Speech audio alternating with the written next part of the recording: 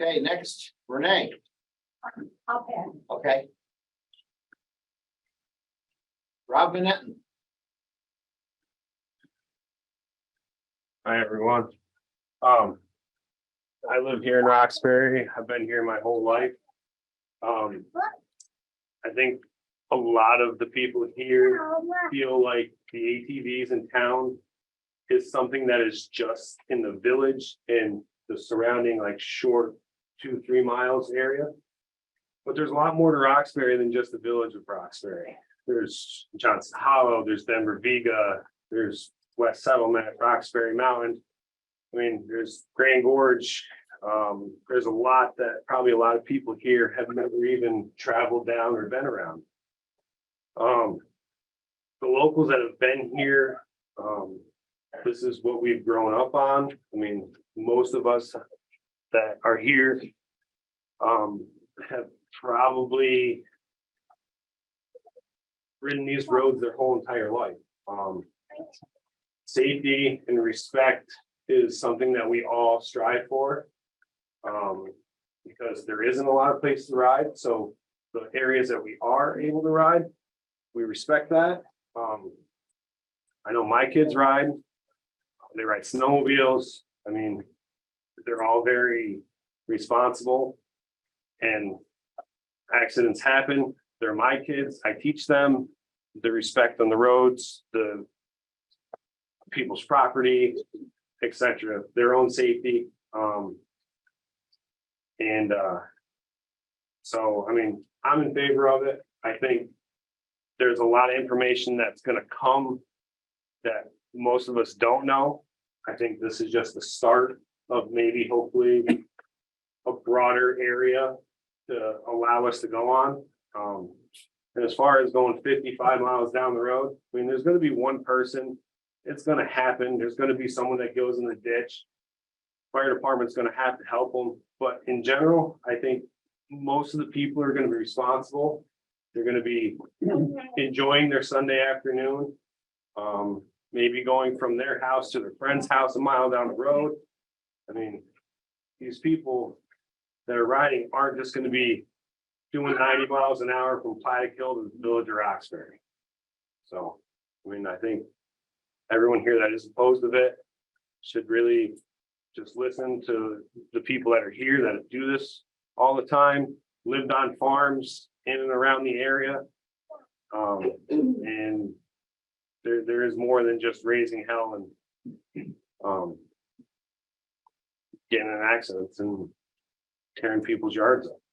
So Probably got to cut you off. I don't know that anyway. Thank you. Next we got Joe Rupa.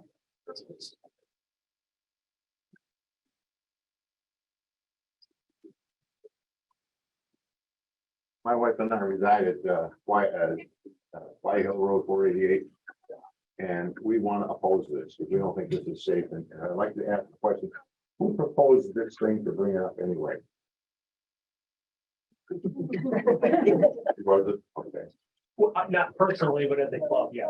Okay. So Just to refer, the town board was approached with a request to develop, to allow these on town roads. would There was a request filed. it be ski-mobiles next? What's that? Would it be ski-mobiles next and bike lanes?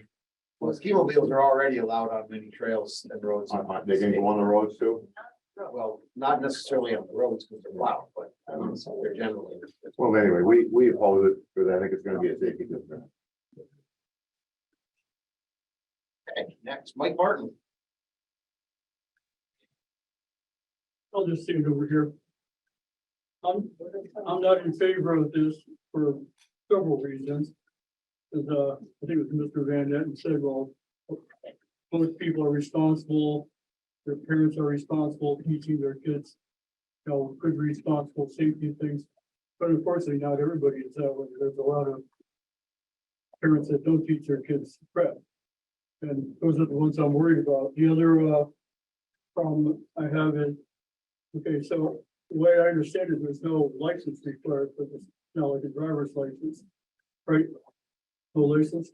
So who teaches them, the people driving, and most of them, a lot of them will be underage. Who teaches them the rules of the road? You know, like when you go get a learner's permit, you gotta read the instructions, you gotta take a test. Is there something like that required for that? I don't see that on here. And another issue I have is there a curfew on this, or are ATVs allowed to ride up and down the road, 3 o'clock in the morning? Bothering you. It's things like that. And plus the added workload on our law enforcement officer. It's maybe won't be a workload, because I think if an accident happens, or like I said, you go off in a ditch and get hurt, it's gonna be very rare that the police or law enforcement are gonna respond to this. They're just gonna see it as another nuisance, and if you wait, it'll probably take, hours before they ever show up. So that's an issue there too. So I see you do have things like they have to be insured and registered. That's good. Because I worry about, accidents happening, whose insurance goes against what. If they hit your car, you hit somebody, whose insurance, is paying what. Things like that. So just things like that. That's why I'm not in favor of it, because I see too many problems that we don't need. I see ATVs have a great use for farmers and like forestry guys, fishing, wildlife, those kind of people need it. That's their business, especially farmers. But Gotta this- cut you off, Mike, over too. All right. Thank you. Hey, Alan. Can I say something real quick again? Sure. Along with snowmobiles do have requirements in New York State with children having safety courses. And I believe the same thing that I read online is with ATVs. So you have to have a safety course under, I think, 16, Yeah. 17 years old in order to state law to be on roads. I don't see that in the proposal. All right. Folks, I'm gonna ask one more thing. We don't have time to have rebuttals on everybody's comments. We'll never get through this tonight if we do that. So your comments are being recorded and noted, but we can't have time to have arguments and rebuttals back and forth amongst people. So I'm gonna ask that everybody refrain from doing that. Please. Next one we got is Mike Feldman. Yeah, I have an old John Deere Gator that goes 5 to 10 miles an hour. My concern, I went to Stanford, I spoke to the state police. They enacted this, and they said that they're very, very busy. And they say that when it comes into Roxbury, Steve Williamson will have a very hard job. But I'm worried about young children, not someone who's been driving and knows the roads and knows the area. People coming from Jersey, Massachusetts with a trailer. That's what I'm concerned about. And how will it impact the town? Thank you.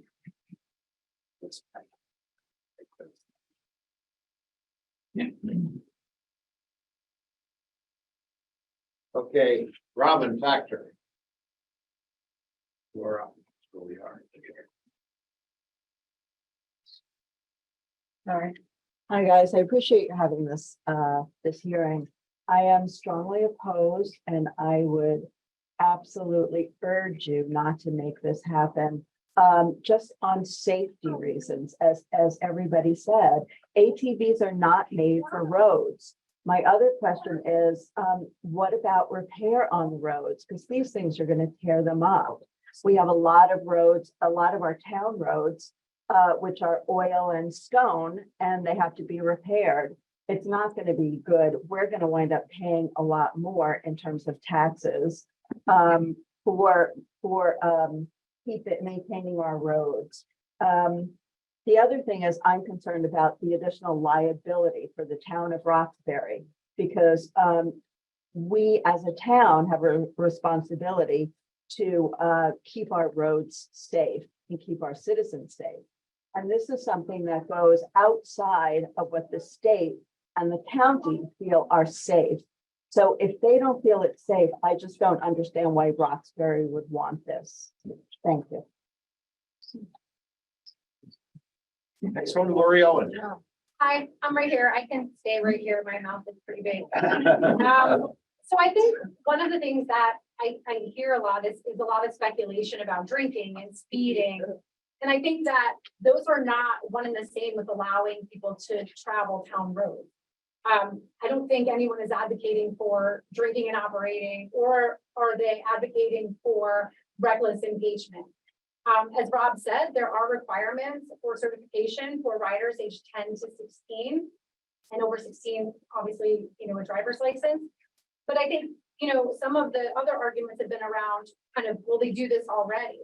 Well, like other things, there's a point where we should decriminalize some of these behaviors and instead regulate them. So if we have some speed limits and we have some of these requirements, and they do have to be insured, it's going to put us in a much safer position than it does to have people operating without those things.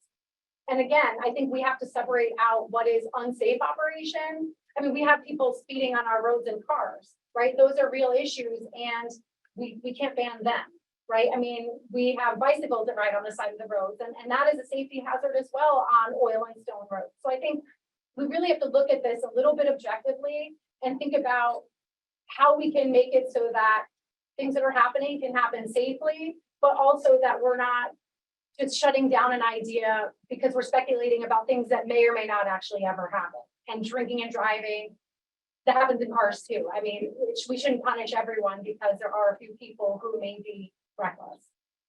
Thank you.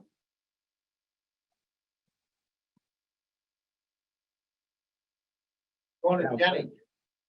Back here. Oh, there you are. And so, thank you for allowing us all the time. In looking at this law and then in reviewing the previous law that was passed in the town of Stanford, this one has significantly less regulation or different.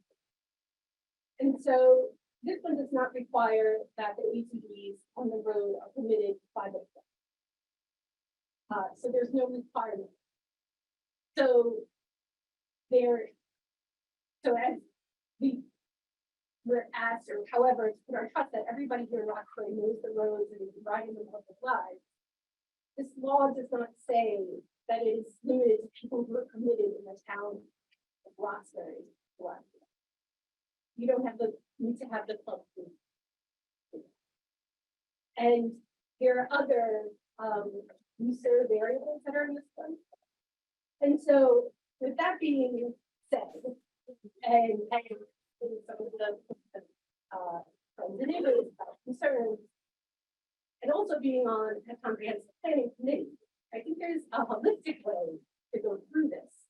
Make it safer, and make it better, make it part of the townwide plan for recreation, rather than doing something now.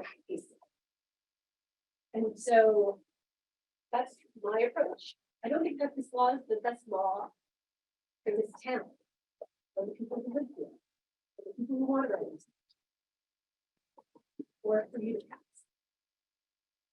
And so, those are my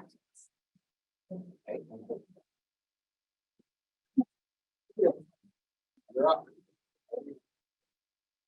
So I'm Judith McGuire and I live in Roxbury. And also, Ellen, I want to know, so when people speak, does it matter if they live in Roxbury, if they're taxpayers, if they're residents? Does that carry more weight or not? I think it maybe everyone should say where they live. It would be nice if people are willing to do that or want to. Yeah. Find So, that. and I do not live in the village. I live on one of those hollowy roads where lots of people do currently ride ATVs and side-by-sides, frequently without incidents, except when some visitors from that have a weekend house rode and went off in the ditch and needed to be winched out. Luckily, we're not hurt, but we are familiar with the roads, and I think a lot of people are not. And that opens up a can of worms. Do people know who are visiting? Do they know? I know some people here didn't even know what's a state road. They're worried about 41. And 41 is a county highway. they will not be allowed there, but are people gonna know that? And if you look at what the DOT law says, for you to override this code, it's like 3802 or something is the code number. Every single place has to be signed, allowed here, stops here, starts here. Who is gonna put up those signs? Who's gonna pay them? Pay for them? Who is going to maintain all of that? The other concern that I have is that I think that there's a great opportunity here because it does work really well in some places. And if you look at St. Lawrence County, they have a brilliant trail system with permits and regulations, a multi-use system, and snowmobiles, horses, ATVs, hikers, and mountain bikers. They all work together to maintain them. It's a great system, but it took years to develop. And when I talked to the people that run that system, they said it's crazy to just open up your roads. It's gonna bite you in the ass when you want to try to actually have a cohesive system where people can ride and stay safe and the town does not have liability and there are controls about whether you actually carry insurance. We can all say we have insurance. Have you ever been hit by a driver who's not insured? There are bad eggs out there. So I would say to be table and to say, and let's look into a better holistic solution. Okay.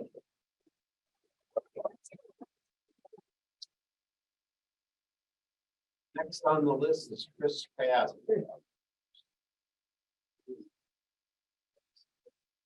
Yeah, hold on, don't start my 2 minutes yet. Oh. So for those of you who do not know me, my name is Chris Paz, and I am the president of the 607 Riders Club. There's a few points I want to make just to get it out there. We are here to propose this law to the towns. We do not make the rules for the individual towns. That's up to these people. Okay, so they can put anything in their law that they want. I would agree that there's two things that I thought of that I heard from comments. I do believe that Jenny, I think, brought it up. Being a club member would definitely help some of the situations. And I feel there should be a speed limit in the law as well. I don't think it should be 55 miles an hour. I think that's ridiculous. That's just my old man Seton opinion. As far as some of the comments with the ATVs ruining the roads, I'm going to tell you right now, every snowmobile crossing that goes across any one of these roads ruins the roads more than any other ATV will. You can see where the skags and the stud marks have been gone across all the roads. That's worse than any ATV is going to happen. And they weigh much less than a car that's going to turn around a corner and make any ruts or whatnot. I do have some things I want to touch on. The New York State law says negligence in the use of operation of ATV shall be attributed to the owner. I'm not going to get into the rest of the comment, but that was pretty much what that says in the New York State law. I know that, I don't know where is Velga here. She mentioned something about insurance minimums, that being low. They're the exact same for a car as they are an ATV. So anything is covered under ATV is the same exact limited liability numbers as a motor vehicle. So there's New York State as of, and I don't have the exact date, but I think it's March 7th, is in the process. It's in the assembly right now. I'll read some of the excerpts. The department shall prepare a statewide all-terrain vehicle trail providing for recreational use of ATVs on permitted state and municipal lands and ATV designated trails and private lands to establish a statewide network of ATV trails. So it's going to be very similar to what the Snowmobile Trail Association has now. New York State is working on this. This is not just willy-nilly run the roads. This is actually coming to fruition in New York State. They are requirements for protection of private property. That is also mentioned in here. They have changed some things. Operation by youthful operators. Persons between 10 and 14 years old must hold a valid safety certificate and be accompanied by an adult. That's new. Persons between 15 and 18-year-old must hold a valid safety certificate or driver's license. I'm gonna try to make this quick. Also in here amongst, there's, I don't know, 100 pages here, but no person shall operate an ATV at a rate of speed greater than is reasonable and prudent under the conditions and having regard to the actual and potential hazards than existing or faster than 55 miles per hour. So that's your state. Also, keep ATV lights on between sunrise and sunset. Comply with all the rules of the road, including but not limited to adherence to signage, posted speed limits, traveling on the right edge of the paved highway surface, and riding single file. New York State is already pushing road use, just so you all know. And then that goes on to the liability and the negligence. I think I already went over that. Alan, I'm gonna have yield this time. Can I get him? Yep. Thank you. 45% of all monies in the ATV Trail Fund shall be made available for the maintenance, construction, and development of the statewide trail system. 45% of all monies in the ATV Trail Fund shall be made available for enforcing and educating the public about the provisions, Article 26 of the Parks Recreation. They also upped the size for ATVs. Vehicles do not exceed 70 inches and 1,800 pounds. It used to be 1,000 pounds. I'm obviously here for this. Just go on record. And I've got a few more minutes. If anybody wants to ask me a question, Can I have what's the number of that bill? I'll give you this piece of paper so you can read it. I don't even know. I just printed it off. I think it's 5147. You can have it. I got a copy. Does anybody have a question? Yeah, I do. Sure.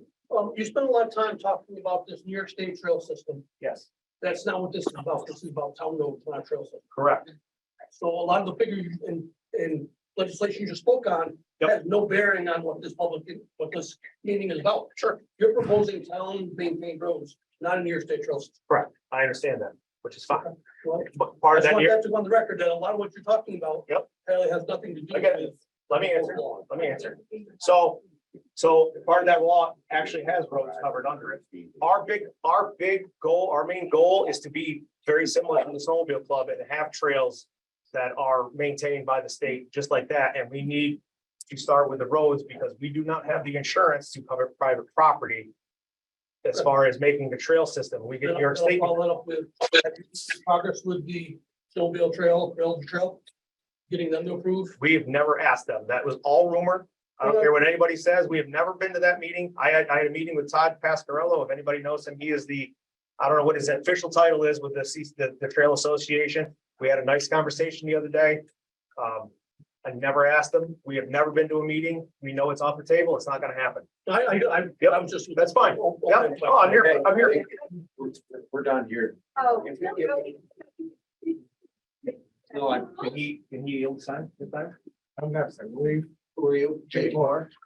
Okay, you want to, I will have the question. So maybe.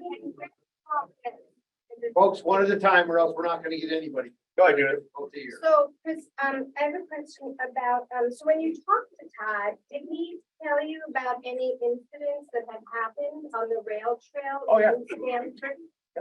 You didn't say Stanford, but yes.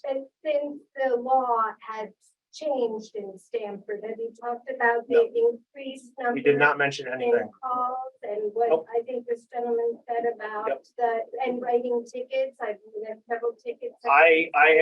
He never mentioned anything about raising an incidences or any of that kind of thing. There is obviously incidences that they're moving forward and they're going to be putting gates up. That's what he told me. I do want to, because I'm very short on time, but hold on, Jenny, just a second. I'm sorry. I did talk to the state police. I have talked to the sheriff's department. I have talked to the town of Stamford and I have talked to the town of Crowright. And since the laws have been enacted, there has been no increase in activity as far as nefarious acts, I guess you want to put it in those towns. And I do want to ask if there's any first responders or police in this room that would like to comment that, I know there's concern about the activities. There's going to be a whole strain put on the EMS system. And I think that's all in a lot of people's heads, which is a concern. Safety is definitely a concern of ours, but Again, I know, Chris, I don't want to make this a question and answer period. We're trying to get as many comments in here as we can, but I understand what you're trying to do. are you telling me I'm done? Yeah, you're talking if you want. I just want to get it. No, it's fine. No, Question answered. but I just want to, I want to get some of those points across. But Jenny has a question. You said that you have not pursued getting insurance to maintain your own road. Why haven't you gone that What do you mean? way? You said that you did not pursue insurance to maintain your own trails. That private road. Why haven't you done that? We have tried to do that. But the amount of acreage and different municipalities and people, and whether you're a club member or not, it's a very complicated issue. If we could get it, we'd have it. Oh, Wow. so you're saying it's just not possible? I'm the one that says sometimes. That's fine. What Thank else you. do you have to I say? appreciate that. I don't know if it's not possible, but it is a very complicated thing. Yes. Okay, with that, I'm gonna cut it off, Chris, Okay. for now. All right. You can ask him after the meeting. Yeah, If you have I'll be here. questions, Thank you. Talk together. Next one I have on the list is Rob Young. Hi, I'm Rob Young, obviously, and I'm a Roxbury resident, along with my wife. My first question is, how will this law benefit the town of Roxbury? I didn't see anything in the write-up or anything else as the benefit to the town. I'd like to see that included in the next proposal. Have you had any discussions with the Delaware County Sheriff's Office or the DA about enforcing the laws? Who's going to do it and so forth for the ATVs? Most of my other questions have perfectly been answered. The question is, how will the new law be enforced? I know Steve's a wonderful guy, but he can only ride his horse so much. Okay. Next. What do we have next here? Michael Dion, I guess it is. Yes, me. Hi, Mike, okay. I live on Vega Mountain Road right here. And I just remind everyone that the design of the street is very narrow. There's no shoulders. So one of the regulations is that ATV must use the shoulder. So there are no shoulders on Vega. And it's a very dangerous street. Oh, you can see that's why I didn't want to speak, but For everybody else to hear you. can you hear me now? No, I have a low voice, I'm sorry. So I'm gonna speak to the board, and if you want to see the script after, you're welcome. So I live on Vega Mountain Road, just at the creek. The design of the road is very narrow, there's no shoulders, so it's very dangerous currently for any vehicle to go there. So the ATVs will have to go in on the streets to go up. So that I'm very concerned, and I agree with the first comments that we should wait on the moratorium to decide what as a community we want the place to be in the future. So I do support that, and I'm opposed to ATV. And again, there was a comment of, yeah, it's, you know, everybody has to subject to traffic laws and so on, but living on that road, it feels like it's free for all for anyone to drive on that road. The speed on the in the evening and nighttime. So I will ask everyone, what is the speed limit on Vega? No one will know. It's not posted. And how do you? 55. I've answered that. The speed limit on any town road. unless Not it's in the posted town, otherwise. it's not posted, right? It should be So 25. All the way down to the town. Any town road, unless it's posted otherwise. So no one knows the speed limit, so It's a state law. it's a free fall on that street. So again, I'm concerned about safety, and I'm concerned about what kind of place we are aiming for in terms of community.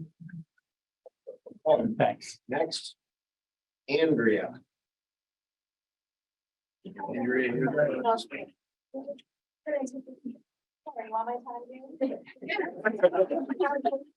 So I wanted to address what we were talking about with the safety. statistics and places where this. You're not Andrea. What? You're not Andrea. She yielded. Sorry. Oh, He yielded. you're that. I'm sorry. And Chris can do it. Okay, that's fine. You know, there are a lot of places in the ads for using Google, but you can look up highway statistics from the government. You can look up from even the manufacturers. They have a trade group that says these vehicles should not be on roads and that they're unsafe. They're not made for road usage. The tires, the safety gear, yes, you can get kits. Will all of the ones allowed to ride on our roads? Will they have those additional safety kits with lights and turn signals and extra braking capacity? But you can look at, and there was a couple of counties in rural areas of Utah and South Dakota, which is somewhat similar to this area, right? We're not comparing. That was two different states, that's not. Yeah. They did studies, and when they approved these roads, the fatality and accident rate went up by 60%. 60%. You can look at them. There are also government studies from the Highway Safety Department. So. You trust the government.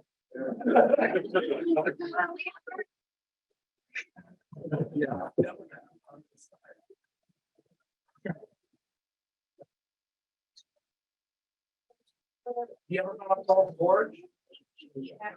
Hey, guys, remember what I said? We're not making this comments back and forth. We're pressing the board. They're not as safe on roadways, whether they're paved or gravel and tar roadways. That. Okay, this has been discussed before too. All right, next, Karen, you want to comment? So. Sorry, guys, I'm not trying to be blunt. We're never gonna get through this if you don't listen to what I'm trying to do here. So maybe I'm misunderstanding, but the vehicle law is already there. It's just whether we decide to appoint certain roads in our town where it's okay. So as far as how it's going to be policed and how people are going to be held to that standard, that's not on us. Or am I wrong? Based on the law that we have written right now, it's not, we don't have. No, but New York State vehicle and traffic law already exists. Yes, So we have people who will enforce the law. That's not up to the board. and with any law, it would be enforced by law enforcement, whether it's town constable or state police or the Delaware County Sheriff. Right, so you don't have to figure out how they're gonna do their job. This is for us to, this is for us to say which roads it's okay. So like if you're going to get from this trail to this trail, this road is okay to do it on. Safely. Well, again, we're taking comments right now. We have not finalized anything. I've already told everybody we're not gonna be voting on this tonight, taking the comments back and we're reviewing them. And then we'll make a decision whether we need to make changes or where we go with it next. Okay? Thank you. Like Fanny Lippman, you're the next one. Fanny or Frank? It's me, and Okay, all I will say is on one of the Montgomery Hollow roads, there's a lot of snowmobiling that occurs, and it seems to be sanctioned by the club, and they use the side of the road, but then they also trespass on everybody's land up in the hollow. And who's gonna enforce that? That's the issue that I have. You wanna be on the road? Fine. But the trespassing issue, oh, look, there's something over there. again, I will cut you off, Frank, because this is a hearing about the use of ATVs on public road, on town roads, not on private property. What happens on private property is up to the private landowners and how they choose to enforce it. Some do, some don't. Okay, Write that down as a guess. There's a right of way on your property to Slaters can't use. okay, next, Anyway, so. Jim Boughton Jr. Hi. Jim Bowden, I'm your local fire chief. I've been a member of the department for almost 20 years. I've lived in this town my whole life. I've ridden ATVs, UTVs, snowmobiles all over. I'm gonna tell you, I'm weary on both parts. I understand everybody's opinion on this. But I'm gonna tell you, for the years that I've ridden, it's usually going on a town road to get to another piece of property. We're not speeding, we're not going 100 miles an hour and doing all crazy stuff. We use to transport ourselves from one spot to another. In the 16, 18 years that I've been in the department, very rarely have I gone to a UTV accident with locals crashing on the side of the road. The majority has been second homeowners coming up on the weekends, going to uncles and grandparents' property, not having any knowledge or experience riding. And that's where the majority has been. And it's on private property. That's true. And then I'm here for any questions or anything on the fire department side of it. Afterwards. And Nick Golia? I'm Nick. I grew up riding all these machines in question. Taught how to ride them. I've been in the fire department for 3 years now. My second year as vice president of the fire department. And every time I've ever ridden one of these machines, I'm always in a group. We're not tearing down a road racing 3 machines wide. We know that these roads are just as narrow and just as dangerous in a car as they are in one of these machines. And I know several people that we ride at their house on private property, and it's a real pain to have someone with a big enough trailer to get there. There's plenty of people that walk their dog and ride a bicycle on the side of the road, and I think you can do that just as safely on one of these machines. And for everyone who's super concerned about our safety, wrap me in bubble wrap and drive me to work. Okay, next. Tony Rogan, I think. Tony something or other. Hi, I'm Tony. I live in Roxbury. Okay, Hi. Richard's fine. You don't have to come all the way up. Okay, great. I live in Roxbury off Dugan Hill. Again, it's the same situation. It's a very small road, no shoulders. And I would just be concerned with already with the two-way traffic, having an ATV. It's just a little, it seems a little scary, that's all. And yeah, that's it. Okay. Who we have next? Doug McLaurin. Okay. Hi, I'm Doug McLaurin. I live here in Roxbury on Lower Meeker Hollow, store 2. And I love ATVs. They're a lot of fun, and that's probably the problem. I am concerned about safety, and I think it's naive to think that an increase in this kind of traffic on our public roads is not going to cause accidents and disturbances and, just disruption. So I'm against it. However, I think some of the points about let's look at it in the round and see how we can make it benefit our community and not be a risk with no benefit, except for a very few people who want to do that. And also make sure that the regulations are well known to people who aren't from here. I understand everybody's background and the fact that they probably are very well able to drive these things and do it respectfully and within the law. But there are going to be a lot of people, especially if this law is passed as it stands, who are just going, oh, let's go up to Roxbury, we can drive wherever we want. So I think it's naive to think that this isn't going to happen.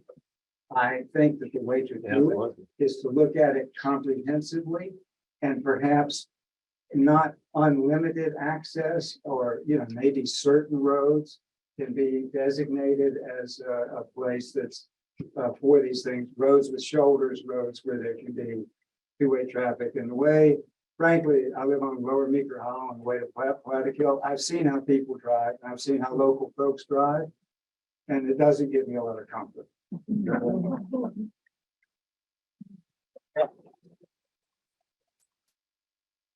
Next, we have Tim LaFontaine, I guess. Yeah, hi. I have a house here in Roxbury. Can I ask you to step like that? I'll step over on this side of it, okay? Zoom camera's right there. So, okay, so I have just a couple questions. First of all, it sounds like we want to take our town roads and just make them recreational roads. But that seems to be what you're planning to do. So that I just question that decision just on its own. My second question is, what happens if there is an incident of somebody on the road and they're not insured? And then you go to collect damages from somebody who's not insured, and you can't get the amount that's needed to help you. Who's then liable? Is the town liable? I mean, have you checked that law? Have you checked that legally out? That's my question. The other thing, I understand that in the state law, you can use the state roads to get from an off-road trail, use the state road to get to another trail. The gentleman there said he uses the road to go from one farm to another farm to go visit his friend using the road. That's what he would like to do. That's great. So are those farms going to be considered off-road trails now? And do we have a map of Roxbury's off-road trails and which roads will be able to connect these off-road trails together? Okay, it's private property, but the public roads are public. And let's say you live like way over near Denver, and somebody wants to, go to some farm way over in Grand Gorge. How many miles is public? Are they using public road? That's what I'm asking. I mean, the state law says you can use X amount. It's like 500 feet or something like that. It's not a grand amount of space, but you can go from one off-road to another off-road. How is this town going to deal with that? And then how are we going to know if people are insured? How is it going to be displayed? In cars, we have the little stickers on our windshields. How is it? Oh, you're right. Okay, it is registration, but how are we going to be insured about that? And you don't have a harbor license. Right, and then if they don't, who's going to enforce the law? They don't enforce the law here. That's the same. This under control. Next one is Abby or Louis Wendell, I guess. First, I just salute all of you for bringing your passion to this room as civilly as you have, because I mean, clearly it's become like a very divided issue, and that makes me sad because this is just a very charming town with so much history and tradition. And I appreciate you guys coming here together to talk about this civilly and, having this forum. I guess mine is just a point of information. This, as it stands, I keep scribbling all these notes all over the place. Is this what you're voting on? I mean, or are you planning to amend this and This is a redistribute public hearing in reference to that law this as that it was stands? proposed, as it was proposed. Yeah. We will not be voting tonight. I've said that several No, I times. understand that, but I'm wondering what the time frame is on when you would We have vote. not set a on time this. frame. We have many comments and many more So a that couple we're months or, considering and I mean, reviewing. because given all the excellent arguments that have been I presented can't tonight. say that we have a time frame on when we Okay, do this at this point. good. So We a felt that lot of when- people have just suggested that we table this and maybe. Our job as a revisit town this. board is when a local law is proposed, we have to review it. and we have to do it according to the requirements, which means public hearing. which is what So we're would there be another opportunity to have this kind of? The law has changed and we do it rewritten? again, there will be another public hearing. That's Excellent, great. So yeah, see you again, maybe. all right. I got Julius Giella. He's coming already. Oh, is he coming? He is. There he is. Just want to know if you guys actually read the law. Good question. You got to stand a little to the side, please. That's my camera. There you go. Have you actually read the law? Because every vehicle's got to be registered. And it's going to have a plate, and it's going to have an insurance card. Yeah. Even out of state vehicles, if they're not registered in their state, they got to get a New York State registration. Okay, well, as the law is written, It basically says that they have to follow all vehicle and traffic laws, which I think. we're- Well, down here you got ATVs are not able to register in New York State. It must still be insured. You should change that. Yeah. Well, there is a certain class of ATVs, the UTVs, that are not allowed to be registered by the state law. That's not what this said. That's state law, that's not, what we're looking at, so they would have to. So they you're would gonna have to follow, you're comply gonna with follow the state law. You're gonna follow the state law? Yes. Okay, thank you. Next one is Kathleen Eckett.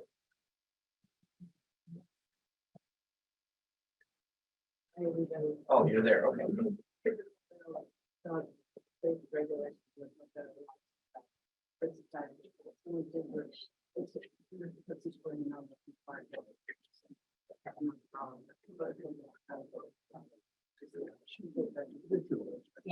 We can't hear you. We can hear you. Volunteer for our fire department.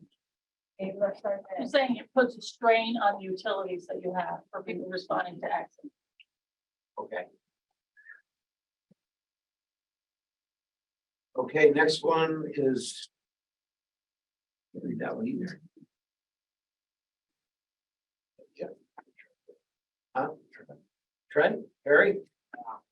Okay. No? Go ahead. That I think these here in Roxbury have become more unsafe. After so many people moved here from the city during COVID time. And I see you speeding down the road, not 30, right through. Don't do that. Don't say that. That is not fair. Don't say that. Have someone speaking, we're gonna be quiet and listen to her, thank you. There's a lot of traffic here. You're worried about kids getting run over. Number one, kids shouldn't be in the road. Number two, you shouldn't be speeding down these roads. There's big trucks, cars, everyone flying right down Main Street, Roxbury. It scares me walking my dog. And I would have the respect to ride my ATV slowly and not through town. And I think that you also think that we're gonna be just joyriding down the streets when we're really just trying to get trail to trail. So we're gonna be crossing roads, going down the side of the road, not just cruising down Main Street all day. Trying to run people over. Yeah, we're just gonna be trying to get to trail, not trying to cross. Okay, no rebuttals. I said that before. I'm gonna say it again. We've got a list of a few more people that have put their name down to talk. Then I'll open it up briefly. Jenny, what did I just tell you? I'm not rebutting it. Then you're not in line. I've got other people that have already signed up to speak. Thank you. Walter Streegraff, I believe this is. That's Rednick. And I've lived in Grand Gorge on Frankentone Road. Well, since about 1968, and many of my neighbors are here. What I'm concerned about is that there seem to be, as this becoming clear, too many loose ends here that aren't resolved. And I really think that before this be passed, that this be considered as part of what other people are saying, a larger comprehensive plan. So that when this is done, it can be done safely and efficiently and in ways that don't divide people, which I think is really important. So that we don't have a sense of us and them and a lack of safety.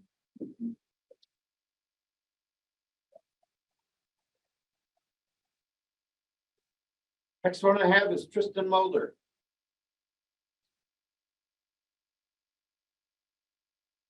I think we're already seeing problems with vehicles but anyway, that ATVs and side by side and what have you will be regulated the same way.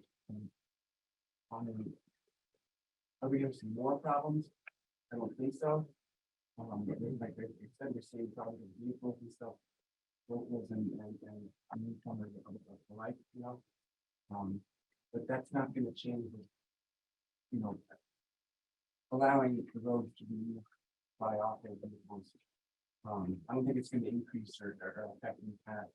More strain on the fire department and anything like that. I don't think it's too, like, what we're gonna see is gonna be. Okay. Thank you all for coming.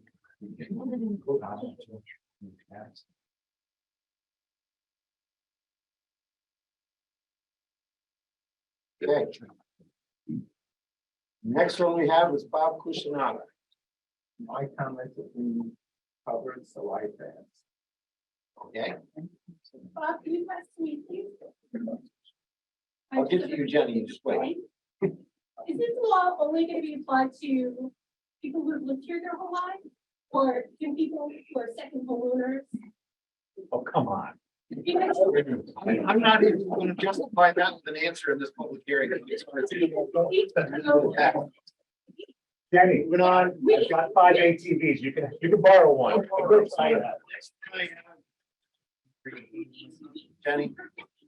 Jenny, please. There's this question about the responsibility. Please. People can live together. On the weekends. Jenny, Yeah. you have 2 seconds to stop that. You're asking me. The hearing will stop until you leave. Stay here. And I'm gonna. And I don't hear another word out of you or you're going. You got it? Time to me, and I spoke. Very nice.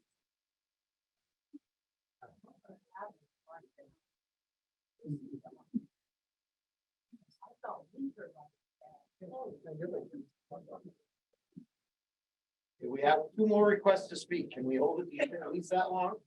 Next one is Jeff Marino. It's good. Yep, perfect. Hi, I'm Jeff Marino. I live off Dugan Hill Road.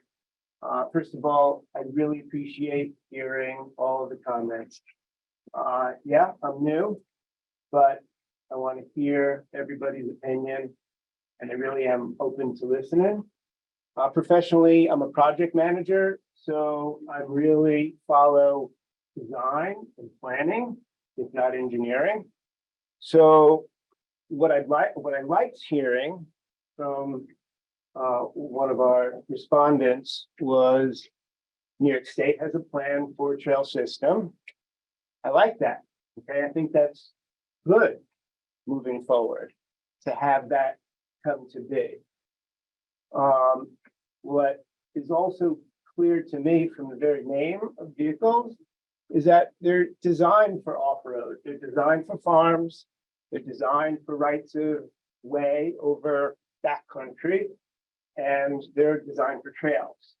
So, and then on the other side, our roadways are designed for speed, 55. Now, when I was a kid or younger, didn't know as much. My dad gave me the keys to the motorboat. I acted the way that I did, and I'm lucky to be here. And that's just the personal side. So with the speed of existing traffic, whether it is, no matter what kind of car it is, or passenger vehicle or truck, they go fast. Okay, deer one thing, kids are another thing. Now we add more to the mix. That's tough. Okay. What's that? Consequences. Someone just say, what the fuck? Foresee, but we can plan for by thinking through. So I say no to the plan or to the proposed law as is. Time for the comprehensive plan to be developed to encompass all sides. Thank you.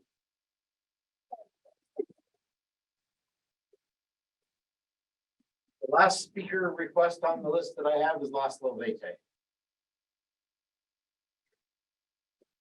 Thanks for having me.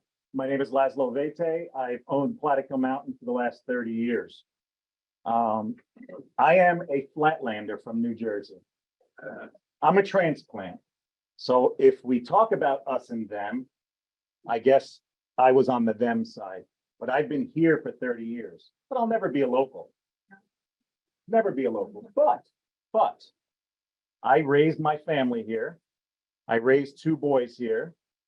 I put them on dirt bikes when they were 7 years old, little 50cc dirt bikes. And they grew those into 85cc dirt bikes. And they grew those into 150cc dirt bikes. And then one of them really aspired into it, and the other one kind of fell off from it because he pursued other sports that he enjoyed that didn't require a motor. All right. These kids have gone out riding with their friends. They've brought friends into it. They've brought people in from out of the area. And I made a very interesting observation over the years that these kids self-regulate their friends. When their friends are doing something stupid, they slap them upside the head and they kick them in the ass, just like I did to my kids when my kids did something stupid, you know?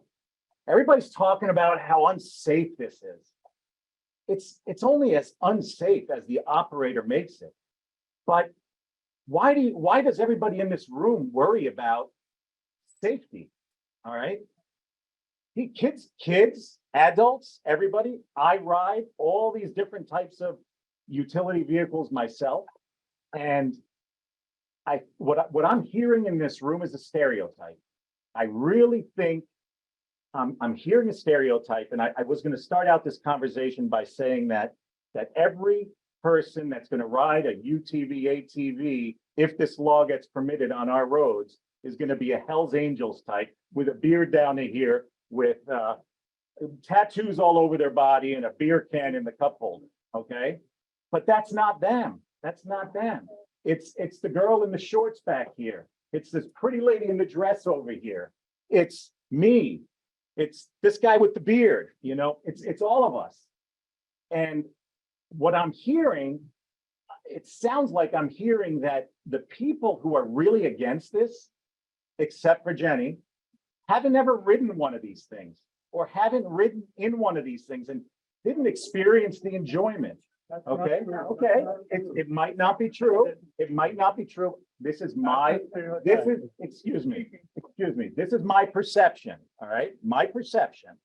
But I encourage you all to come and find someone like me who has one of these side-by-sides and who has one of these ATVs. Come for a ride. Be happy to give you a ride. Be happy to give you a ride off-road at 55 miles. I'm only kidding. 20 miles an hour. That's the point. And then I'll give you a ride down the road. Because I'll tell you what, the ATVs are already here. The UTVs are already here. The proposal of this law is just to regulate it. All right? Just to put some controls over it. But we're not going to have any more injuries than we have right now. We're not going to have any more accidents. We're not going to have any more unsafe riding. In fact, with a law in place, I think it's going to self-regulate and regulate the people doing it. So have an open mind and don't. I digress.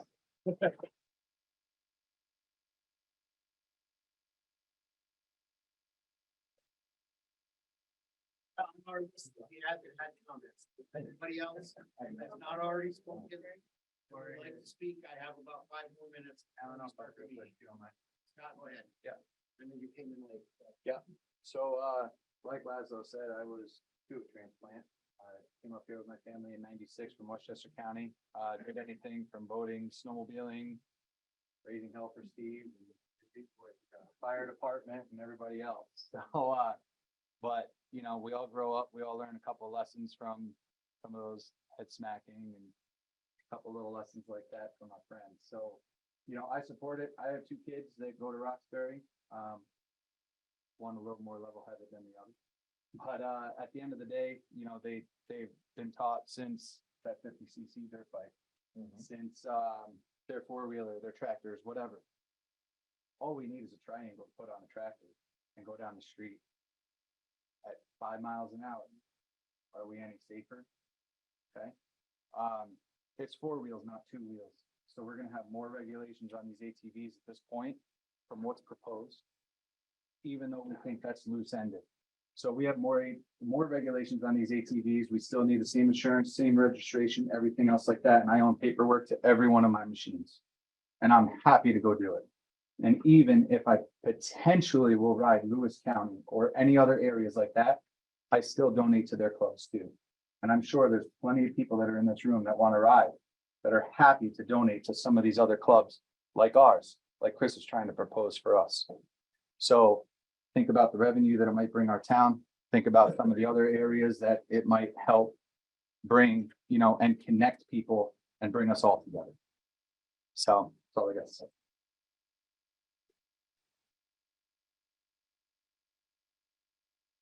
I have a couple of things to say before we end this meeting. I first off appreciate everybody's honest opinions and thoughts on this issue. We are not us versus them. We are your town board. We're all of your town board. We represent everyone who pays taxes or lives here or does whatever in Roxbury. We are your town board. You live here and you vote here, then you vote us in. We're not trying to segregate anybody out. We're trying to be as honest as possible and open-minded as possible about this. That's the reason for having a public hearing with a local law. The next steps we take, we will decide all of the comments we've received, and several of the letters have come in as well that we need to look through. So we are not going to rush into making a decision, and there may be a law that comes back that's totally different than what the one you have here tonight. But this is at least a place to start, and I appreciate everybody's comments. With that all being said, we have a meeting to have tonight yet, and none of us want to be here till midnight. So if you folks have more comments or questions amongst each other, you feel free to go out. If you would like to listen to our meeting, you're welcome to stay here as well. Can I just ask a question? Are you going to keep the comments open for your group? Are we going to be able to still comment on tonight's, online? Yeah, accept comments on anybody. All right.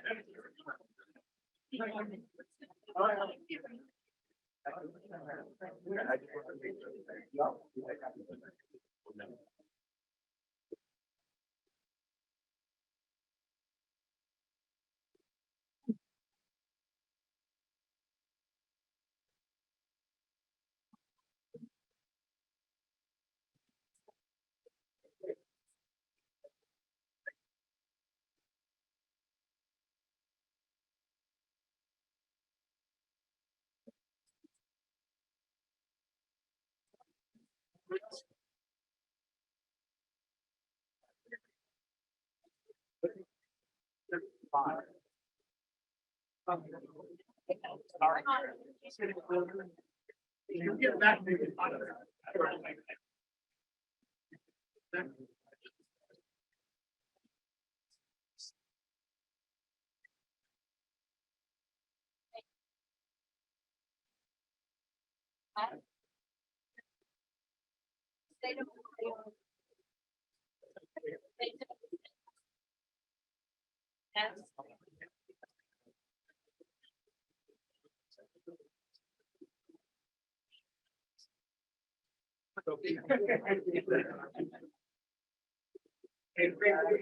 You too.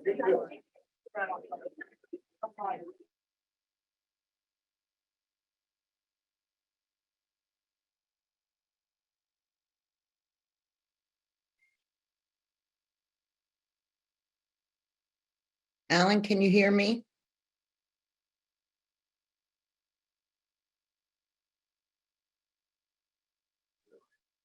Oh, that's it. Okay, now I can hear you. Sorry, my fault. That's okay. Now So, I'm back. okay. An update on the comprehensive plan is as follows. You heard a lot of mention about this. I want to reiterate what Nan Stolzenberg said when she met with some elected officials and some appointed officials. Hold up a minute, I gotta turn this up.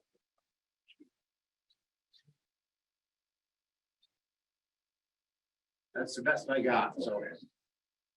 Okay, so update on the comprehensive plan. I want to just remind the board the importance of this process. I know you heard mention of it several times tonight.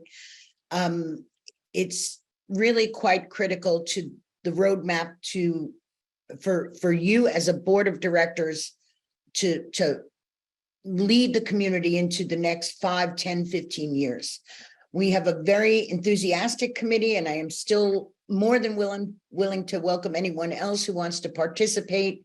There's a robust public input plan that should take about 5 to 6 months, which includes several public opportunities for comment, similar to what you did tonight, as well as focus groups, as well as individual interviews. And the first soft launch is going to be on August 18th out in the barns at Kirkside Park. So the process is well underway. And I think it's really important. I know that Diane Monroe mentioned an opportunity to pause. So I did some research on moratoriums and things like that, and I'd like that conversation to continue. And one valid cause to put a moratorium on development or such is due to the update of a comprehensive plan. That's on the Department of State website. And here it reads, the enactment of a temporary restriction on development has been a valid exercise where the restrictions are reasonable and related to public health, safety, or general welfare. Local governments can enact a moratorium for a broad range of reasons. Prevent rush development, prevent inefficient and ill-conceived growth, address a new kind of use in comprehensive plans and land use laws. And we have site plan that we're trying to review. Prevent hasty decisions that would disadvantage landowners and the public, and prevent immediate construction that might be inconsistent with the provisions of a future plan. So that being said, I would again like you guys to consider taking a deep breath and pausing on decisions that are maybe on your plate in the next couple of months, and let the comprehensive plan committee and the public do their job. I also am hoping that you as a town board will take ownership of this process. And I would like to request that you appoint Mike Hines to be the town liaison to serve on this committee as we move forward.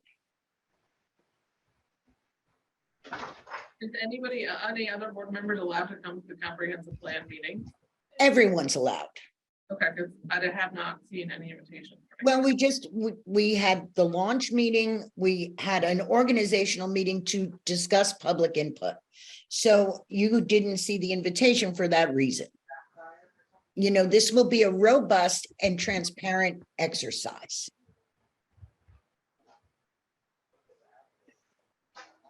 Okay, our attorney Kevin Young is on here. We talked earlier today. I would like to hear from Kevin his thoughts on the idea of any kind of a moratorium at this stage of the game with the comp plan. I know we've discussed it. I think the way I understand it, for the clarity for the board, is that if we're proposing something like maybe changes to our site plan review law or changes to, say, a potential development of a zoning ordinance, we can do a moratorium on any future projects that would be involved by that. But the fact that a comp plan as being a plan, not necessarily a local law, I'm not sure that's the case. And I guess that's why I'd like to have Kevin speak to that. Okay, can you hear me? Yep. Okay, so that's what Alan just said is correct. In other words, if you're going to do, the issue of a moratorium, involves constitutional rights to, use your own property.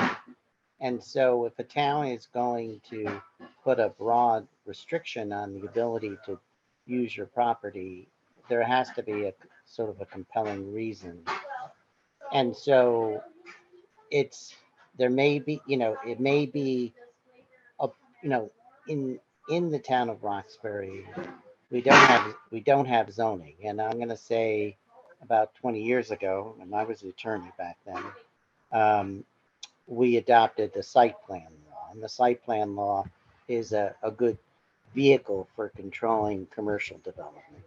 And if the issue was, hey, that site plan law is outdated, or that site plan law needs to be reviewed, or that, let's say, for example, the electrification transition we're going through, there's going to be proposals for solar farms, for battery storage. We need to update our site plan law to address, circumstances in 2023. That might be the type of thing where we could do a moratorium. Kevin, I yeah. just want to jump in for a second, because as I said to you, I also spoke with you today. And as I said, I did a lot of research on this, and the fact is that updating a comprehensive plan process is a sound. Okay, so wait, let me just finish, because that's where it's identified that site plan needs to be updated. And so the Department of State is saying this is valid, and the document I read also has several case studies on exactly what you're saying. The last thing we want is to violate anyone's constitutional rights. I understand that. So that's why this needs to be planned and thought through adequately, but it's not the case that it can't be done. Yeah, we're talking the same thing, Peg. What I'm saying is the scope of the moratorium.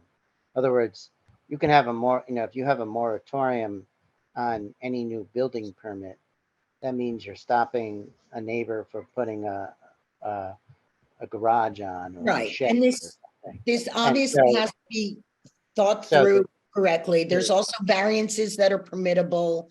It's but we should do it.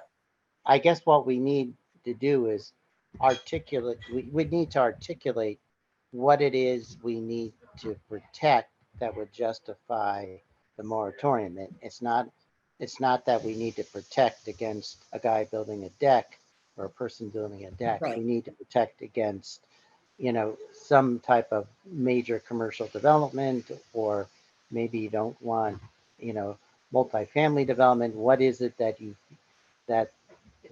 we need to look at and put a hold on until we're able to get a better control of it? And so that's the concept of scope of crafting a moratorium that works for the community but minimizes its impact on everyone else. I understand. Okay. So anyway, town board, that's my 2 cents. That's my update. I would like Michael to be appointed. Dee and Macker and Ed and Alan, I'll make sure you get invites to the steering committee meetings. If anyone else is still in the audience and wants to participate in the process, please reach out to me as soon as possible.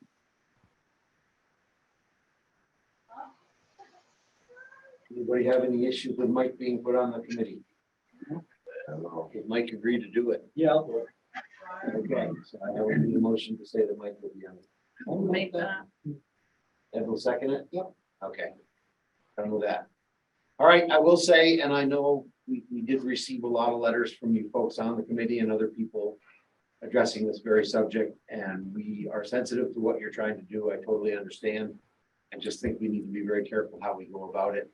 I think the next step, Peg, I would like to see, or at least personally, I would like to see, and I think I speak for some of the other board members, is I'd like to see a more specific list of what we need to do for a moratorium before we would consider it.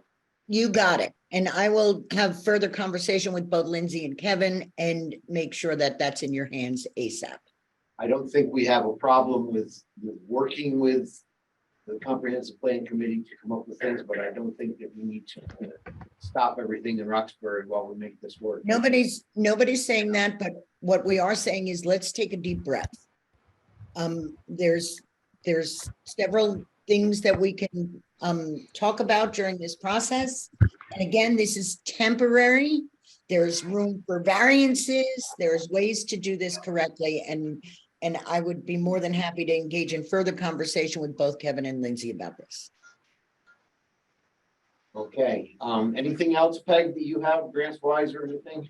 Just that we have to postpone the CDBG meeting until the 24th, and that's on your agenda to do tonight, correct? Yes, that was the public hearing that we couldn't get done. I guess. And I want to I want to further put this in public record that this was not Diane Pickett's fault. No, it was another issue. We'll leave it at that. And it wasn't my fault either. No, I know. I didn't say that. I would have told you if it was your fault. I'm no kidding. Okay, All right. moving on. Yeah, July 24th, Monday, July 24th. Yeah, that's what we're looking at. We can do it earlier. It's okay with everybody. I'm gonna head out, gang.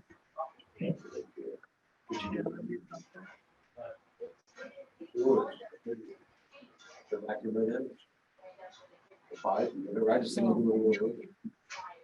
Or we can do it at 6 if you want after.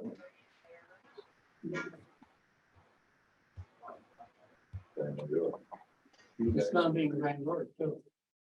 No, this is not a special. This will be a special meeting. Yeah, this is a special meeting for that. They have to do a public hearing. 4 o'clock, 24th.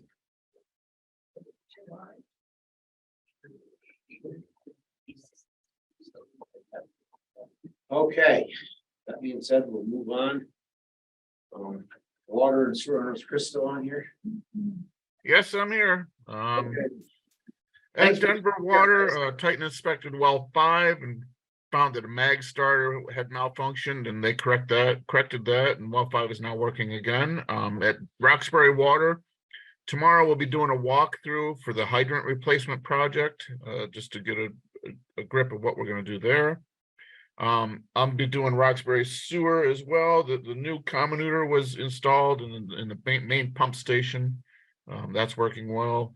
And at Denver Sewer, within the next 2 weeks, we're gonna do a walkthrough for the planning of the rehab or replacement of the facility. And the other thing at Denver Sewer is the VFD is in for microfilter 2, and we will be installing that. And programming Aqualogics is going to do that the next time they're in town to work on the water project. And that's what's happening at the water and sewer departments. Okay, Kevin, I almost forgot while you're still on here. We should talk about these 2 resolutions that you would have requested from us. For the land acquisition at one, and the other one is with the lead agency status for the county. Okay, Briefly explain that to the board, and then we'll do the resolution while you're on. okay, so the town got, let me put the video on.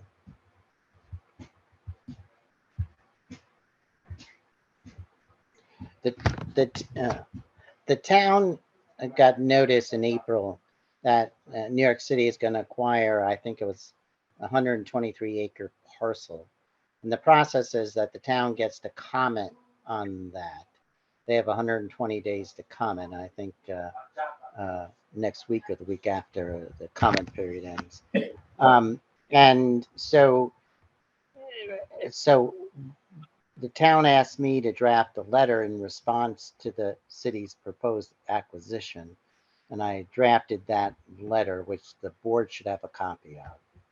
So the purpose of the resolution is to authorize the supervisor to send the letter.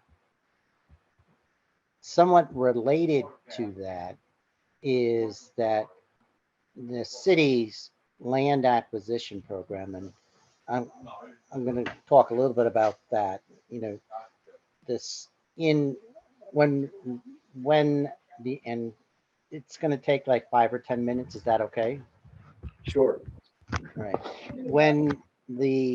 In 1997, when the town of Roxbury signed the memorandum of agreement in which we consented to the city regulating, I'm going to say, water and sewer, stormwater and sewer. And we also consented to the city buying land to protect water quality. Over the past 25 years, they have acquired a lot of land.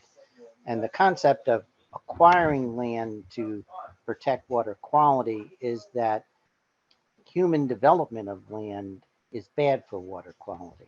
So by acquiring land, they make our development of the land not possible. And so the idea being that they buy land that's developable, they weren't historically interested in buying land that was not developable. And what has transpired over the past 25 years is that, you know, we don't really have development to speak of, that we haven't had any growth during the period, I'm going to say 2010 to 2019. According to the census, Delaware County itself lost 7.8% of its population. I think during the prior 10 years, according to the census, it lost 4% of its population. Delaware County as a county, its median family income is $53,000 per family, where the state average is $70,000 per family. And even our surrounding counties, Schoharie, Greene, Sullivan, Ulster, they're in the 60s. So we're significantly below that. And so what has happened when the city buys land, they have to put a conservation easement on the land, which prohibits really the development of the land, but also prohibits community access to the land. They may allow access for purposes of hiking, but they don't allow access for like a utility. And recently the town asked for permission to do was it a bus turnaround or a Yeah, they were gonna do a turnaround actually for plow trucks. yeah, and Bill made a request to the city. And that conservation easement that the city gave resulted in it being denied. We've seen individuals that have property adjoining the city land that they just need a simple access for a utility line, and that's denied. The restriction applies not just to underground utilities, but to to wires above ground. So it's the land acquisition program in the end is like the city buying random parcels of property and sequestering those properties from the community, other than allowing some types of recreational uses. And at this point, well, I'm going to say this, that during the past 12 years, the focus has been on Delaware County and Greene County. The average price that they paid per acre in Delaware County is approximately $2,500. The average price they paid in the surrounding counties is over $4,000. And so they've been focusing a lot on Delaware County because they get more acres for their dollar. And Delaware County Board of Supervisors have asked that this, what we call core land acquisition program, cease. And the city has to get a permit from New York State Department of Environmental Conservation in order to purchase land. And that permit, they're now seeking a permit for the period 2026 through 2035. And what Delaware County is seeking is permission to be what we call lead agency under seeker. And what that means is that the county itself could require the city to do a draft environmental impact statement to evaluate the impacts of expanding or extending their land acquisition program for 10 more years. And so the resolution we drafted is both to oppose the city's acquisition of this 123 acre lot, but also to support Delaware County in its request to be lead agency under seeker. That's all I have. You understand what that's about? Okay. Where did they not let you turn around the bus? On, off of Andrew Gray Road down by Dustin Owens. It's an issue that's countywide, it's not just Roxbury, but we're kind of joining with the rest of the towns and trying to get some relief from some of these kind of issues. So, with that being said, while Kevin's on, we'll do these two resolutions. If you guys are okay with it. The first one is the resolution in opposition of the city's purchase of this 123 acre parcel located on, was it Red Hill Road? Just a second. All in favor? Aye. Okay. Mike will abstain. Second is a resolution to authorize us to sign this letter that we received, Kevin just spoke about. And we each need to sign it. You want us all to sign that, correct, Kevin? Well, I think it'd have a bigger impact, yes. Yeah. Okay. So I need a resolution for that. I mentioned. Second, I'll second. all in favor? Aye. Aye. Mike will abstain. Okay. I think that's it. Is there anything else we have for Kevin or Lindsay at this point? So just one thing, Alan, on the cell tower lease. we Yes, just- I meant to mention that. Yes. Okay. So we just need to get together. We got that proposed lease. Lindsay and I have done some track changes to it.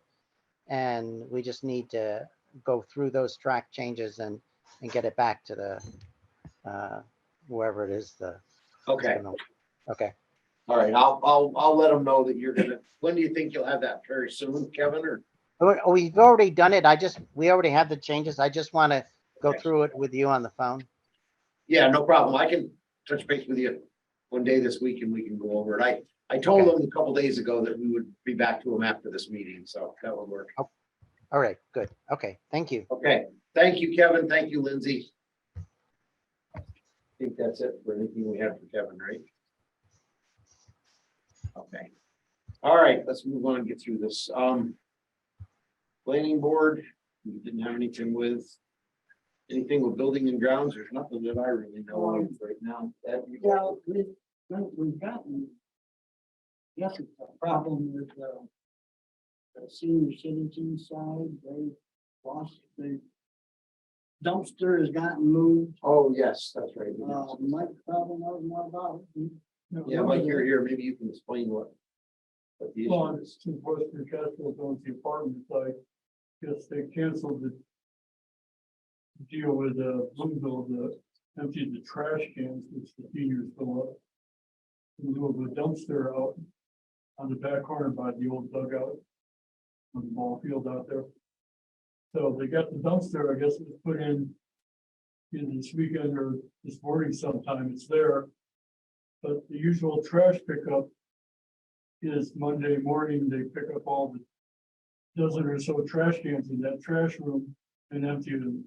That never happened today. So the room is, I guess they got their deal with the dumpster and they just forgot about the trash that's existing. So I don't know who's going to take care of that. Is that something Western Catskills put in there? Well, they're seniors. But it's not from the senior center, right? Trash? Well, some of it always has been. We've always put like 2 bags in there every day and nobody's complaining, but so we can take our 2 bags out. All the other trash cans are full of trash from the senior residents. And it's not good out there because it's kind of hot out there. It's going to be a problem quick. Yeah, it is. Do you want to get a hold of the Western Catskills and find out? Why did you About that? Right. But they said there was a problem with Bloomville and where they were dumping, the trash and they're dumping it at the transfer station here in Roxbury. So I don't know what the problem was, but they're complaining about something in Harper's Field. And so they decided just to go with a dumpster, which is irritating the seniors too, because now they're going to have to walk down the other end of the building out back to throw their trash away, which is not good for some of the seniors. But, it seems like they got the dumpster and they just completely forgot about, they had a room full of trash sitting there. And it's baking in the sun now. It smells really bad. I don't know. Even the senior meals, is that garbage our responsibility or is that not our responsibility? It's never been clarified, as far as I know, it's. We just always threw it in with theirs, and that's the way it was when I started there. But technically, it probably should be ours or towns or something. No, it's gotta be somebody. Better if it's somebody's. not Especially right open. now. Sure. Have rodents too. Maybe Ed, you and I want to give them a call or something and check into it, see what we can do. Did you ever decide if that room out there belonged to them or you? Or? Well, that's another thing.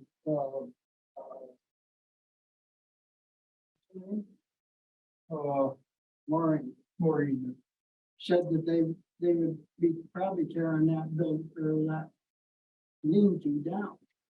Yeah, that trash room out back. I would think that's hooked our side. I don't know, it's theirs. Yeah. Look at it and see. But I don't think we can lock that door. Because that's probably next. But if we leave it as it is, the senior citizen, I mean, I'm nothing against that, but they're gonna use that because it's gonna be, well, and it's what they're using. Yeah. The only thing I would be forced to do because of the smell every day is you go grab those trash cans and drag it down and line up in front of the dumpster. Yeah. Say, there you go. Well, maybe we'll have to, I guess we probably should start with talking to them and see what they want to do. They blindsided us. I called him last week. Yeah, that's great. He went down there. Right. Come up with something. I He didn't was know that it was a weed problem. Yeah. But it's gonna be, I guess. We add the door to the courthouse, just the three. We're gonna do something in the. We were looking at it. It's on the other side. Actually, the door that they use is actually in the senior side. It's like the lobby. That's So that's why I'm thinking you wouldn't be able to close it. Because it's a exit. All right, why don't we rather than do it tonight, let's take a look at it. Get in touch with them and see what we can do. you want to, because I hope that goes around. No big deal. If we empty that, I don't know. Still not. Okay, well, let's get this over, moving on here. Highway, Bill, what do you got going on? You gotta get up early too. Been paving and oil stoning lately, getting all the roads covered. We've got more to do in Grand Gorge. A couple streets in Grand Gorge, we've got to finish up on.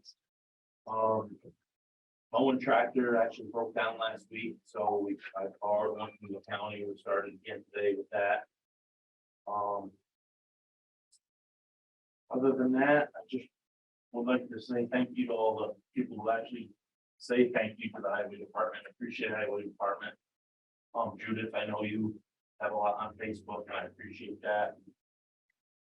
That being said, just for the record, anybody that has an issue with the fire or the Roxbury Highway Department, I just appreciate giving me a call.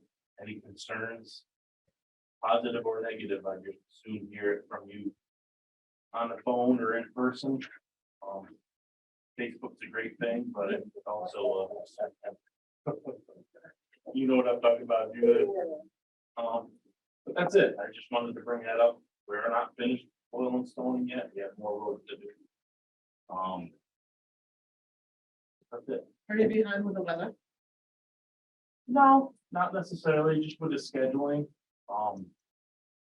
Things really got flipped upside down this year with the CHIPS program, so it kind of halfway through the season, I had everything planned out. Kind of pulled the rug out from under, so I had to replan everything. On how to spend money, what roads to do, what roads I couldn't do. Actually paving. A little easier because you can do it in the rain. The oil and stone you cannot. Anybody else have anything for Bill? Speed sign, What's that? update on speed sign. We're trying to get to them. I know Yeah, the 12 gallon, because there's a thing with the programming, the renewal for the. Yeah, we talked about that a little bit today. I did get an email back from that guy. Okay. I don't think we need to do that. I don't know why we need those. I know to set the 4 up that we put in, the 3 in Grand Gorge and the 1 here in Roxbury. We had to set it up online. I'll take that off with you. I want to talk to you about Yeah. that before I call this guy back, but I'll tell you, to take it offline. We'll talk about it later, but yeah. I know what you're talking about, so. I want to get on that. Yeah, I'll get in touch with you. We'll figure that out. Yeah, Okay, Assessor, Stephanie? Oh, okay. So, yeah, more of the same, good news. We didn't find that much. I haven't been out in the field a lot because I'm afraid of ticks. Yeah, so doing a lot of my field work online. So I'm happy to say that, we filed the final rows right there, it's online, so it's all good. And we have our first conference call this Friday with our ORPS rep. And this is for the people in the audience too. This is about the 2024 townwide revaluation update. So we do this, again, we do it by ourselves, but we don't get, we don't qualify for state reimbursement. We don't qualify for that wonderful award of excellence. So we do everything under and through and with the guidance of our ORPS representative. So there's a lot of behind the scene things that happen that Sherry, our real property director, has needed to do. So she's doing that in the next couple of days so that our first model building meeting on Friday will be a very big step forward. And so what'll happen, and we'll talk about this, we'll probably do ask the town board, like we did in 2015, maybe we'll have like a regular meeting after the meeting or before a town board meeting to talk about the steps. But anyway, so the plan in a nutshell is that, our goal is to build the model by August, and it looks like we're on target for that. After that, we're still running comps, we're still uploading photos. And so far, even though other towns are having issues with that, knock wood, we're still able to do that. And so by September, October, we'll be running the county will do this for us. We'll run the first set of comp sales. And we literally go through each one by one. Bob goes through a batch, then we switch. And then, we switch and we go through each one individually. Are these the best comps for that sale? Then in December, the county runs those for us, and those we tweak a little bit more. And then we actually do a first preliminary mailing to every taxpayer, which includes DEP, by the way. And that will happen in early March. And then that will culminate in the regular cycle. And instead of having open hours just in the month of May during a revaluation year, because this will be our 4.5-year update, we actually start that process in March. So it's kind of like it just gives, everybody an opportunity to either meet with us in person or by phone. We've always done it that way because we have so many second homeowners, and we'll do it the same way this time around. So, yay. Okay. Can I comment another comment? Sure. The plug-in downstairs, that's where the sub pump is. Yep. I was talking to Stephanie, calling me about it, leaking down there. That's not, yeah. I went and looked at it, I don't know, I'm not an electrician, so We need to get, if I can check with Mike, or we can try to get a hold of Mike, if we can't do it, we'll have to probably get John or wherever somebody else. So that sub pump out itself, Yeah, I know, especially with there's some dampness there and stuff. Oh, puddles. Yeah. Is there a dehumidifier down there? There's one there, I don't know. If it's working. Yeah, that's here. Is the dehumidifier? It is not. And probably it's not because that sump pump, again, we need, you know what I'm saying? Like we have some serious water leakage problems, in terms of drainage that have been going on for a long time. We've got some black on the walls already a little bit. And then, and of course, we don't have the dehumidifier plugged in because that sump pump is not plugged in. Why? Because where the water is coming down the wall is by that outlet. So, you know, I didn't want to take a body pin and put it in there. My brother made me do when I was I'll see if I can get a hold of it. this building down here. Somebody. I was supposed to get up.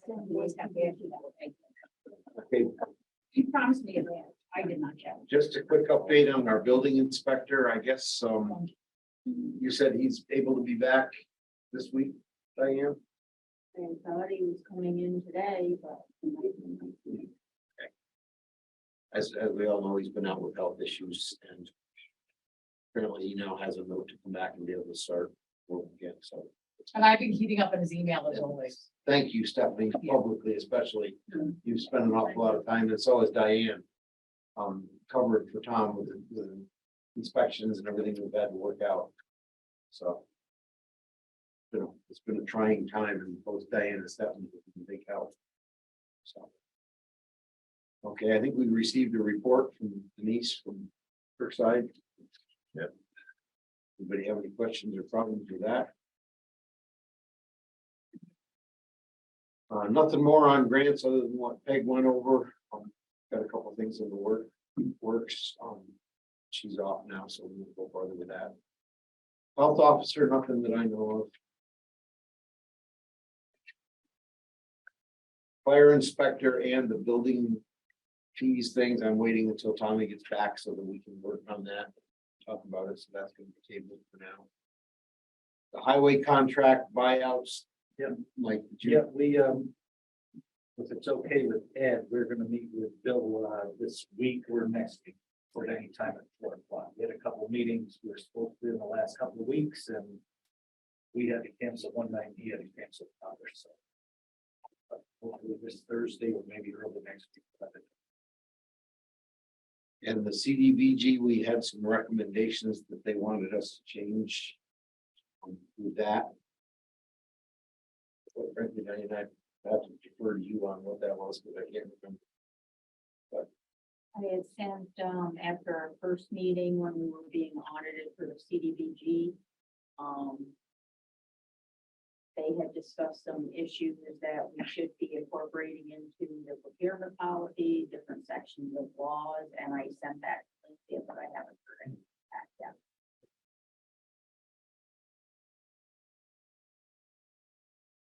I think Lindsay's still on. I think she can. Oh, yeah, you are still on. Just ask her. Hi, can you hear me? Yeah. We were just talking about the CDBG. Diane said she had sent you some, they had some changes they wanted made in our procurement policies. Oh, okay. I have not seen that, but I will put it first on my list. Okay. You need to send it again, or I'll send it again. she said she'll send it again to you. I have it. It's under subject line fair housing. Okay, Yep, I found it. okay. And this DOH low income household water assistance program. We need to get some more information on what's going on with that. I believe that Diane, you said you sent that to Lindsay and Kevin as well, right? I thought I sent it. To Lindsay.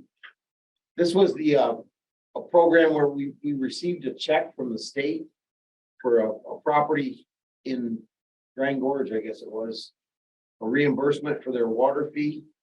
But it seems there was some strings attached to that as far as if we accepted and agreed to it, that the DOH had some requirements that we needed to do, and I wasn't real clear on exactly what that was. We wanted to have you take a look at it. Can you resend that to me? I'm not seeing it in my inbox. Sure. Thank you.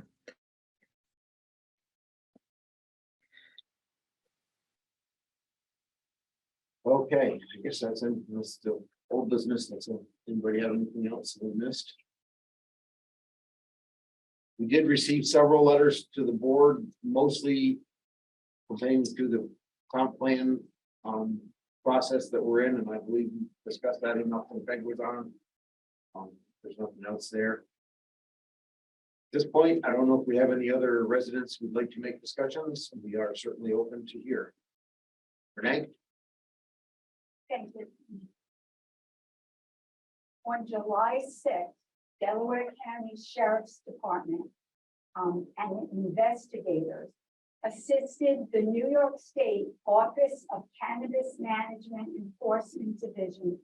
They did an inspection at our store downtown Empire Business.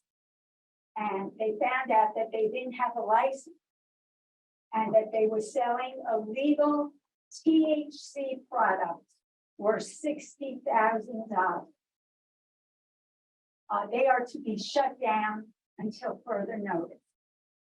Obviously, this is a problem for our town, and as elected officials and our leaders, I'd just like to know what we could do about this. Well, there's a bit of a problem. I actually had a conversation with our sheriff today about this issue. And basically what's happened in that situation, especially, this was basically in the hands of the New York State Cannabis Management Authority. And they actually came and did the inspection and they confiscated all the stuff that they felt was illegal. And the whole, whether he was arrested or whatever was done was all handled to them. And unfortunately, as a town, we really have no say or control over what the outcome of that will be. It's going to be totally handled at the state level. Okay, however, As far as I know, anyway, that's all I know about it. okay, but this is, I think, where we as a town and you as a board come in. First of all, just to let everyone know that THC is THC. So he was selling more than hemp products, CBD, but hemp is 0.03% THC. And anything over 0.03% is cannabis. So he was selling cannabis and a lot of things.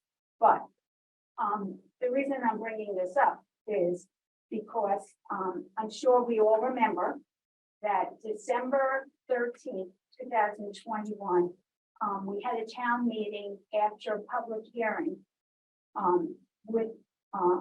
we had overwhelming support by the public to opt out of having a cannabis store, cannabis THC marijuana store. We had resolution 130 not to have that kind of store. And I also always remembered this because it touched my heart. Councilman Davey made a statement about his children that night.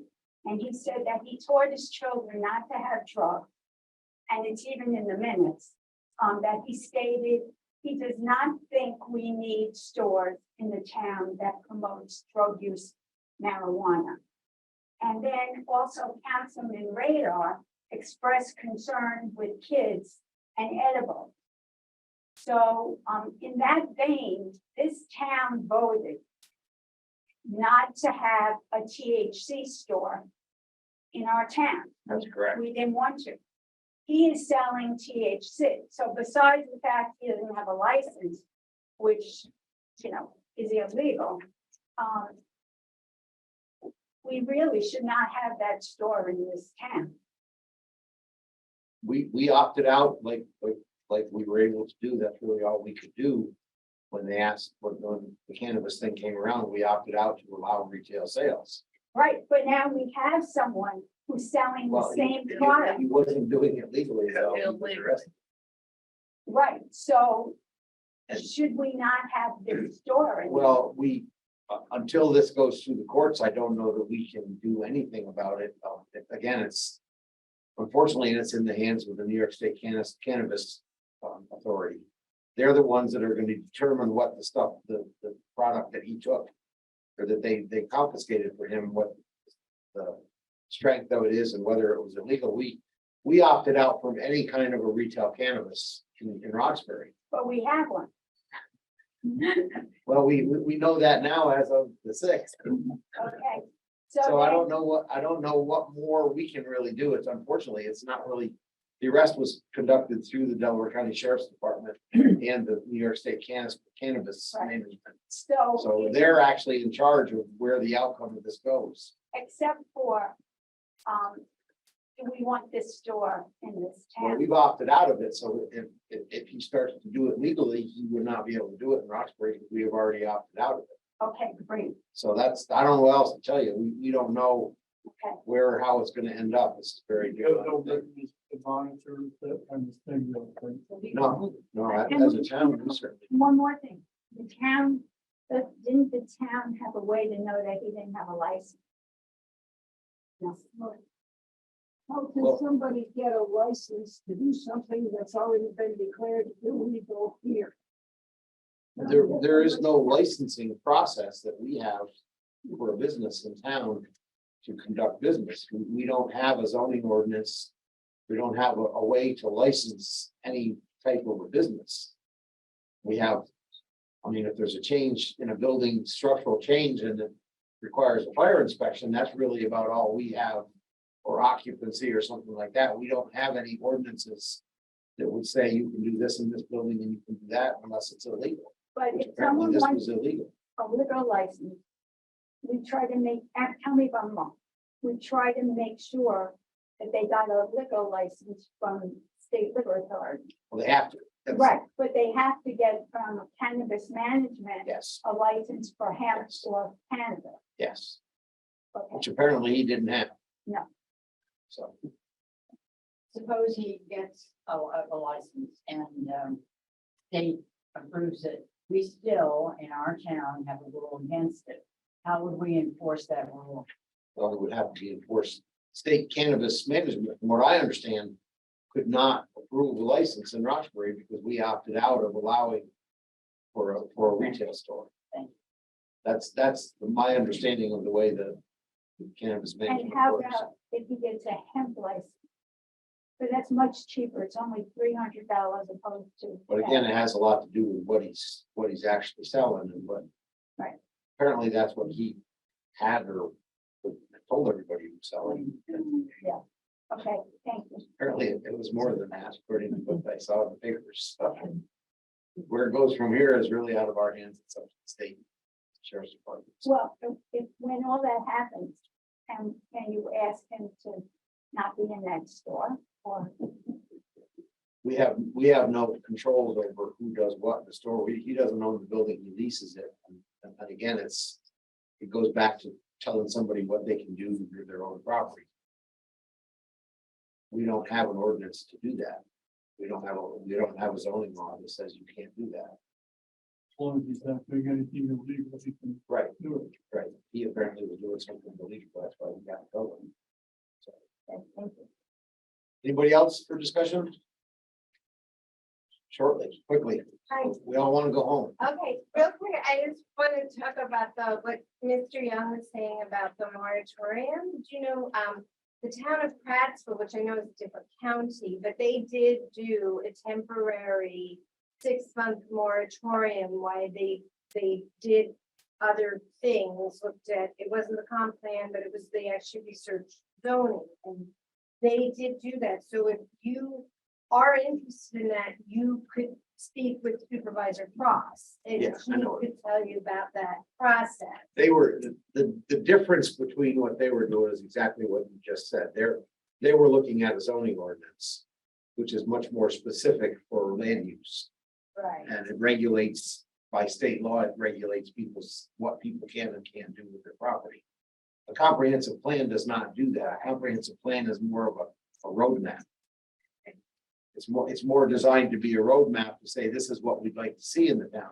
If out of the comprehensive planning process comes a strong dedication or a strong feeling that we need to pursue zoning or maybe better controls with our site plan review, something like that, that would be the point we could address something like that. So, but I think it's a little early on in the process with the comp plan to do that. So. Okay, moving on. Anybody else? Sure. This is just a procedural question. When does the council set its budget for the coming year? How do you get on the agenda to discuss an issue for the town? Our budget is. I think it's October. Yeah, it comes up in October, initial budget comes out in October. And how, We do have a public hearing, uh-huh. budget hearing. And how does one get on the agenda for funding something for the town? I'm on the board of the library. Okay, And I'd like to have a discussion with the board, with the council members. I'm upping your contribution. To the library, of course. So I don't know, how do I get on the agenda? you just have to make a request and we'll consider it. To whom do I send the request? I would send it through Diane. Diane. We need to start that process in August. Okay, I'll start right away. I'll start in July. Okay, good. It's September 30th, we were trying this first. All right, thank you. Okay. All right, we've got some resolutions to do. Let's get through those. Department reports, town clerk monthly report, supervisors report, assessors report, water district report, justice court, parks department, building inspector we didn't receive, and the dog control we didn't receive. Need a resolution? I make a motion. Second? All in favor? And we had the public hearing on the ATP proposed local law tonight. I believe we agreed we were gonna table that until we have some more research on it. I need a motion to table that. Or further notice. Make the motion. Second? Second. All in favor? Okay. The fair housing officer, I don't think we've got anybody that we've considered yet. do we? Peg was actually, I thought, you had asked, Nina about it. Because I thought Mark Project was gonna be sending people to do the fair housing training, Okay, and I didn't know if they would be able to assign or. Who's she reporting? Mark Project.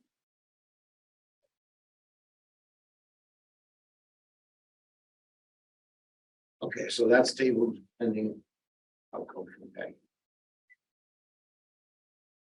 And this authorized submission of the application for the CDBG grant program, You can't do that. we can't do that till after the hearing.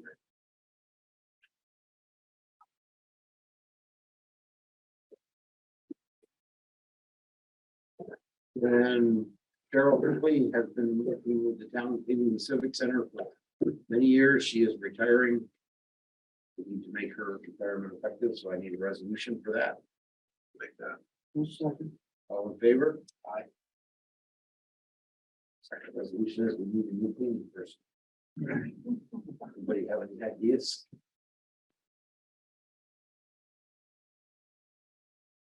Do you want to have, we were gonna talk to Nancy about that, thing, but did you want to advertise that, Diane, or do we need to, or?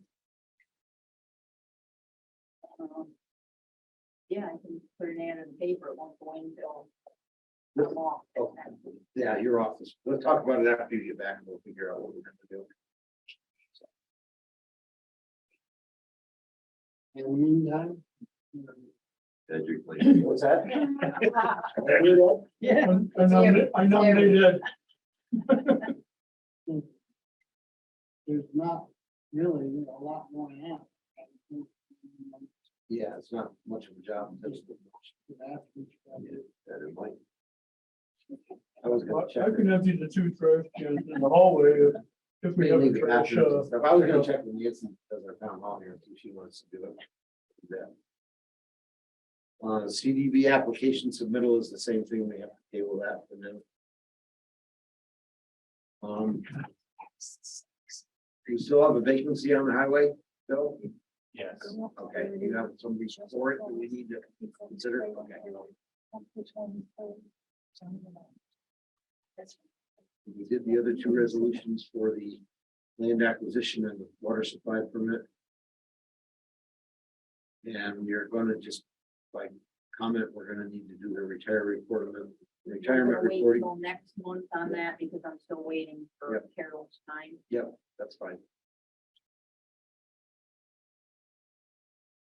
And I think that's about it. A reminder, we've got water cost upgrades, so you've got list of training that we're still working on trying to get filled. And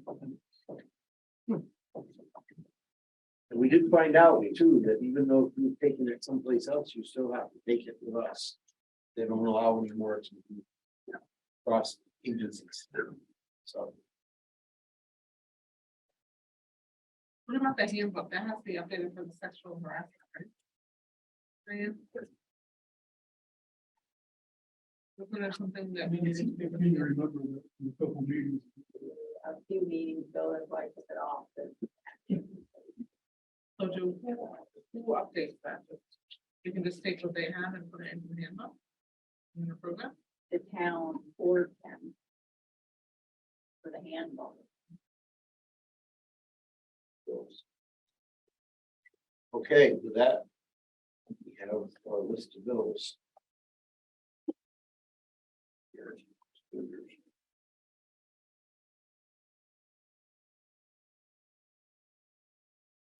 Macker and Ed, or no, Macker and Mike. Any questions, comments, guys? No. At all. Need a motion to pay the bills. I make a motion to pay the bills. Second. All in favor? Just a reminder, the August meeting will be at the Grand Gorge Civic Center. The October meeting is going to be on Columbus Day, and we're or not on Columbus Day, the weekend after.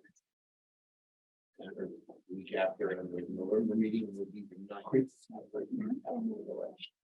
That's all I have. Make a vote to go home. Second that. All in favor, go home. Aye. All right. Thank you folks for sticking with us. It's a long night.